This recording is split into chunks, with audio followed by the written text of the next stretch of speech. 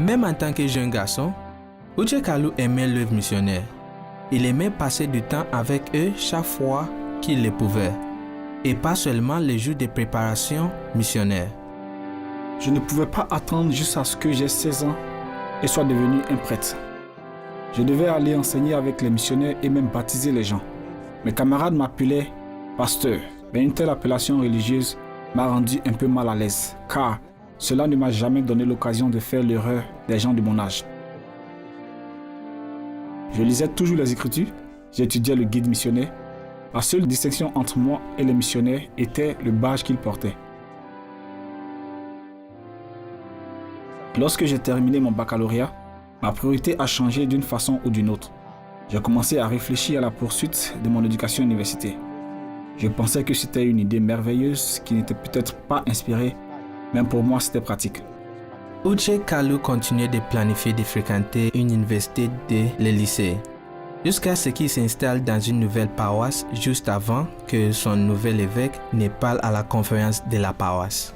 Je n'oublierai jamais quand mon évêque a défini l'orgueil comme la volonté de l'homme contre celle de Dieu. Et cela m'a amené à commencer une crise de conscience soudaine. J'ai commencé à penser que l'évêque parlait de moi, même s'il ne me connaît pas, et mon ambition de poursuivre mes études universitaires et essayant de me faire sentir mieux. J'ai pensé à certains de mes amis qui avaient obtenu des diplômes universitaires avant leur mission. Mais quand je leur ai demandé à ce sujet, ils ont chacun dit qu'ils auraient souhaité être allés en mission d'abord, avant l'enseignement universitaire. À ce moment-là, j'ai ressenti que c'était de lutter contre l'esprit, et l'esprit était prêt. Mais finalement, je devais céder à l'esprit. À ce moment-là, j'ai ressenti la paix en moi. C'était si bon et agréable.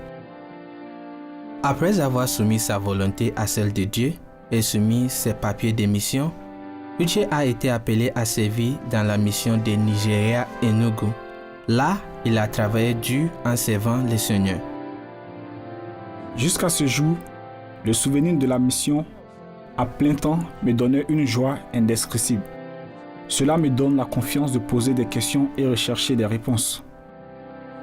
Uche a accompli sa mission depuis longtemps. Il est marié avec un enfant et un autre en chemin. Il se sent tellement béni d'avoir eu l'opportunité de servir une mission. Cette décision de servir la mission a béni ma vie énormément, au-delà de toute imagination. Je ressens que je suis redevable à Dieu pour ce que je suis aujourd'hui. Je suis marié et la plupart du temps, dans ma famille, j'ai appliqué les connaissances et la sagesse que j'ai reçues de ma mission dans le traitement des affaires de ma famille. Et j'utilise cette occasion pour dire aux adultes seuls, aux adolescents qui ont l'âge de la mission, de décider aujourd'hui. Maintenant, il est temps de servir le Seigneur parce que je sais que c'est une décision qu'ils ne regretteront jamais dans leur vie. Pour ceux qui se sentiront obligés de poursuivre des études d'abord, l'éducation est importante, mais pour le Seigneur, son appel précède toute autre décision qu'ils veulent prendre dans la vie. C'est le temps du Seigneur, et si nous faisons de son temps notre priorité, un moment viendra où le Seigneur fera de notre temps sa priorité.